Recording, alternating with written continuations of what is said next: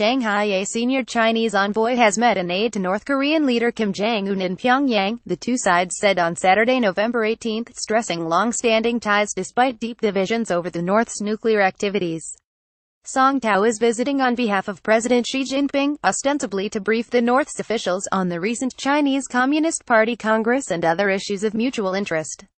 The two communist neighbors, once said by Mao Zedong to be as close as lips and teeth, are at odds over the nuclear standoff, and U.S. President Donald Trump is urging Beijing to pile pressure on Pyongyang.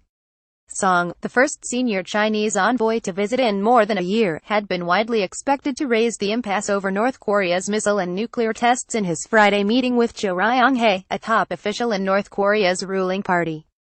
But a Chinese Communist Party report of the meeting made no mention of those issues, focusing instead on platitudes about the long relationship. A party statement said Song and Cho agreed that mutual ties were the common treasure of the two peoples. Both parties should make concerted efforts to promote the development of the relations between the two parties and the two countries and let them benefit the two peoples, the statement paraphrased them as saying. A brief report by North Korea's state-run KCNA news agency said Song told his hosts that China wanted to develop the traditional friendly relations between the two parties and countries, but gave no further details.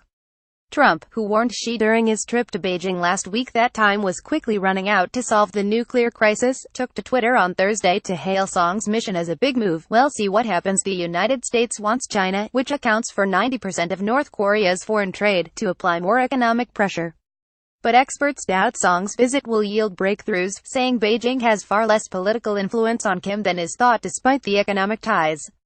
Relations are extremely stressed, perhaps the lowest point since the Korean War.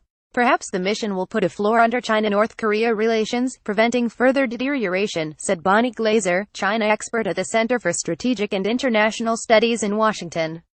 China has imposed its own banking restrictions on North Koreans in addition to enacting a series of UN measures that include bans on imports of coal, iron ore and seafood from the north. But Beijing fears that squeezing Pyongyang too hard would cause its collapse. Analysts say Song's trip is probably aimed more at urging Kim's regime not to escalate tensions rather than applying real pressure for disarmament.